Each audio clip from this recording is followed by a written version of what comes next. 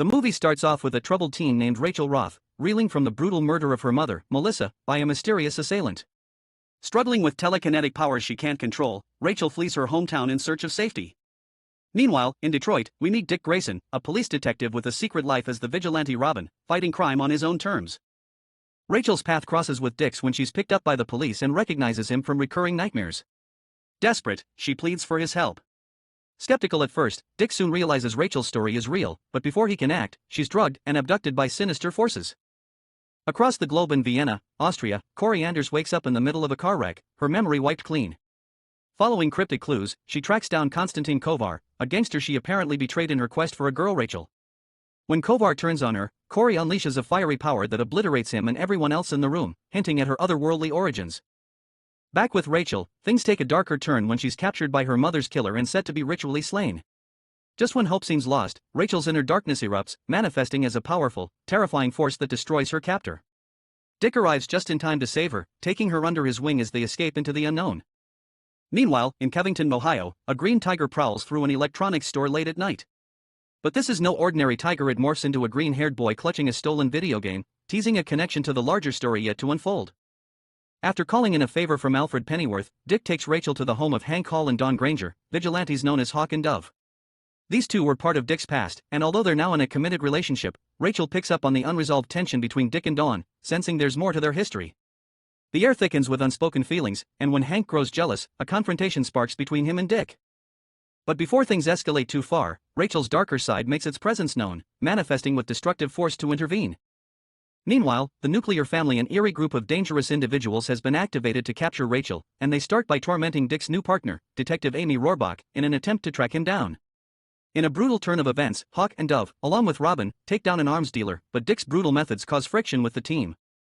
Rachel, feeling abandoned and betrayed, discovers Dick's plan to leave her with Hank and Dawn. The emotional betrayal pushes her deeper into despair. As tensions reach a boiling point, the nuclear family shows no mercy, easily overpowering Dick, Hank, and Dawn on the rooftop. The scene ends in chaos. Dawn lies critically injured, and Rachel, once again, is taken captive. Corey tracks Rachel's whereabouts and witnesses the nuclear family snatching her once again. Despite Rachel's dark side refusing to lend a hand, Corey steps in, unleashing her fiery powers to incinerate nuclear dad and forcing Rachel to confront the reality of her situation. Corey persuades her to leave with her, offering Rachel a glimmer of hope. Their journey leads them to a convent, a place from Rachel's past where her mother, Melissa, had hidden from Rachel's father when she was a baby. Corey had also visited the convent a year prior while searching for Rachel. In the midst of the quiet, Rachel finds herself haunted by unsettling memories. Dick, meanwhile, reflects on the painful truth that his parents' deaths were no accident.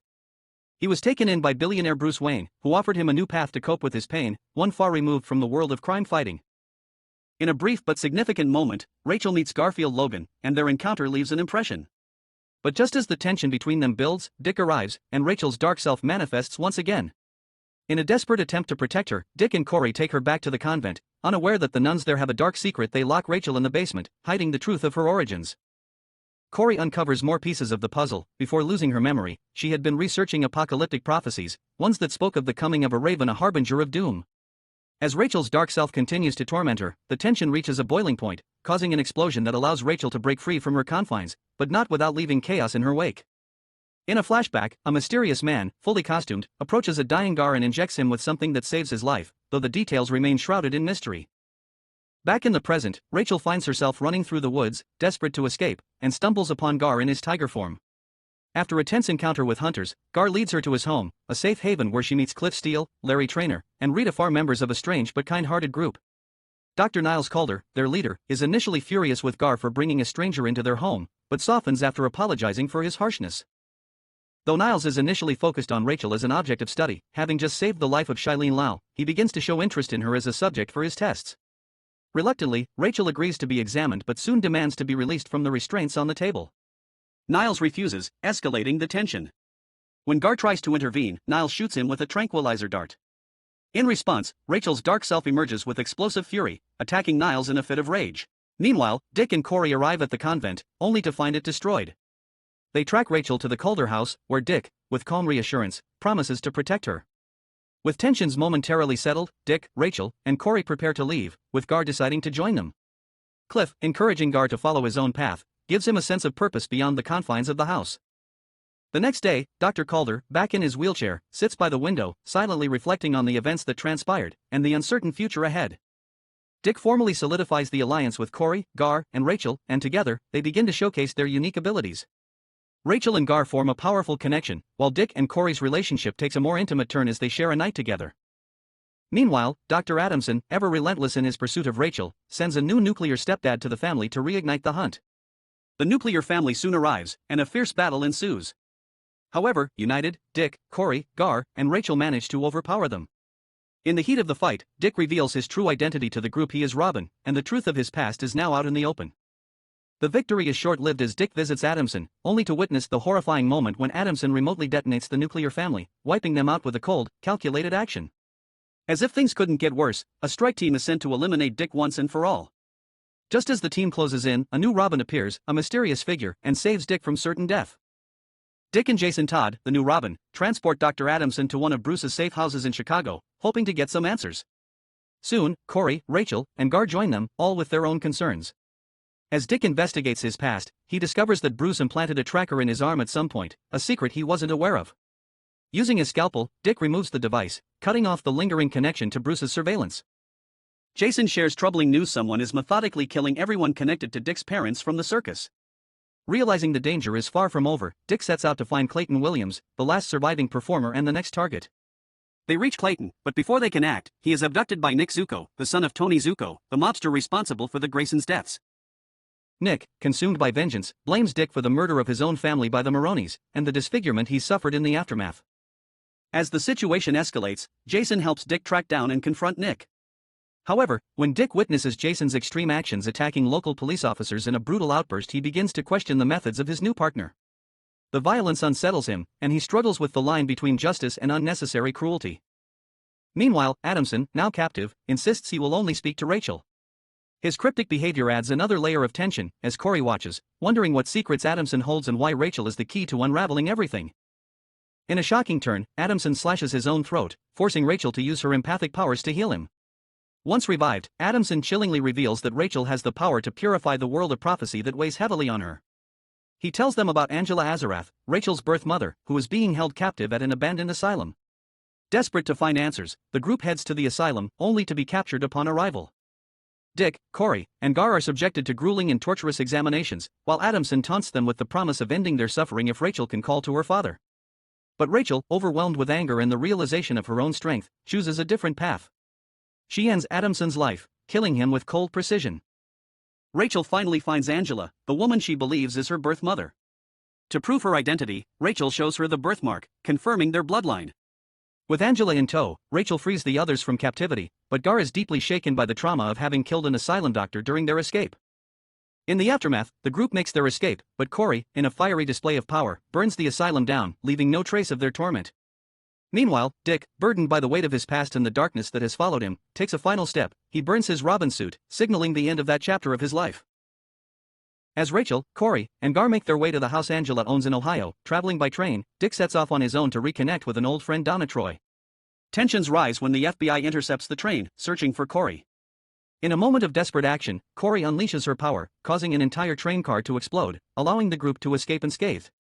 They continue their journey, finally reaching Killdeer, Ohio.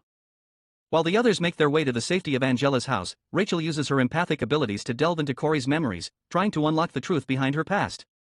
Meanwhile, Donna examines a set of photographs Dick took of ancient text from Corey's storage unit. As Donna works through the translation, a chilling revelation emerges: the lost language's meaning points to Corey's true mission to kill Rachel. Suddenly, Corey experiences a vivid flash of memory, a violent surge of realization. In a moment of uncontrolled rage, she grabs Rachel by the throat, her eyes burning with an unfamiliar intensity.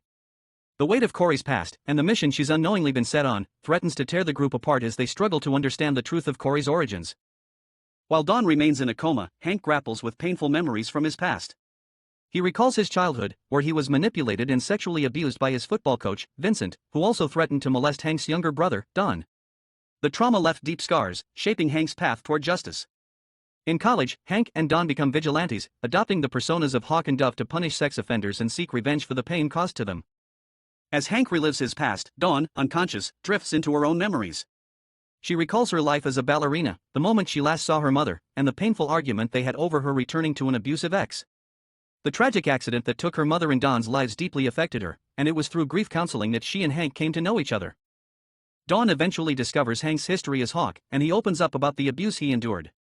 He admits that, despite his rage and need for justice, he never confronted Vincent because he couldn't face the depth of his trauma. Determined to help Hank face his demons, Dawn takes matters into her own hands, finding Vincent and demanding that he confess to his crimes. The confrontation escalates into a brutal fight between them, but it's Hank who arrives in time to finish what they started, delivering the final blow to Vincent. The violence brings the two closer, and they end up spending the night together, their bond deepened by their shared pain.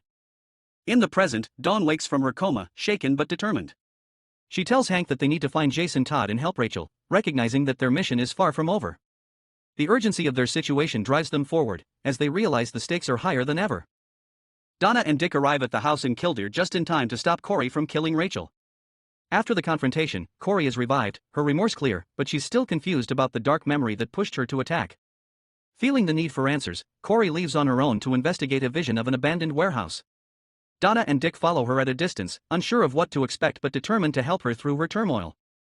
When they all reunite at the warehouse, they discover a hidden spaceship that reveals itself to Corey. The group boards the ship, where Corey, now fully aware of her identity, discloses the truth. She is Coriandar, a princess from the planet Tamarin, on a mission to destroy Rachel. Corey's mission, she explains, is to stop Rachel from becoming the key to the destruction of both Earth and her home planet. Rachel's father is revealed to be Trigon, a powerful and malevolent being from another dimension who devours entire worlds. Rachel is not only his doorway back to this dimension but also his means to bring about Armageddon. The group begins to piece together that Angela, Rachel's birth mother, has been working with Trigon all along. Meanwhile, back at the house, Angela is met by Thomas Carson, the sheriff of Kildare, who recognizes her from their past. His curiosity about the strange occurrences leads him to visit her, first out of professional concern, and later, in the hopes of starting a relationship. Just as things begin to feel more personal for Angela, Gar, still reeling from the recent events, begins seeing strange apparitions and collapses in pain, possibly from soup Angela had prepared for him earlier. Thomas tries to call for help, but it's too late. Angela kills him, further cementing her dark alliance with Trigon. With Gar's life hanging in the balance, Angela manipulates Rachel into calling Trigon for help. Trigon arrives and heals Gar, but he reveals his true intentions. Once Rachel's heart breaks, they will begin the destruction of Earth. Dick, Donna, and Corey return to the house, but only Dick can penetrate the mystical barrier that now surrounds it. He rushes in, determined to save Rachel, but the stakes have never been higher. Fast forward 5 years into a dark future. Dick, now living a happy life with Dawn and their son John, is approached by a paraplegic Jason, who pleads with him to stop Batman, who has become unhinged and intent on killing the Joker. The world has changed. Alfred is dead, Commissioner Gordon was killed by the Joker, Barbara Gordon is missing, and Batman has cut off ties with Superman. Dick, unwilling to let Batman go down this path, travels to Gotham. There, he reunites with Corey, who has now joined the FBI. In a brutal turn, Batman murders the Joker, as well as everyone in Arkham Asylum including Riddler, Two-Face, and the ventriloquist. Dick, horrified by Batman's descent into madness, feels compelled to reveal Batman's secret identity to the authorities, hoping to stop the slaughter. Corey leads a SWAT team in a raid on Wayne Manor, but Batman slaughters them all. In a final act of defiance, Dick demolishes the mansion with explosives. When he finds Batman alive, trapped in the rubble, Dick ends the dark legacy by crushing his neck. However, the gruesome future shown is revealed to be a distorted fantasy conjured by Trigon, manipulating Dick into embracing the darkness.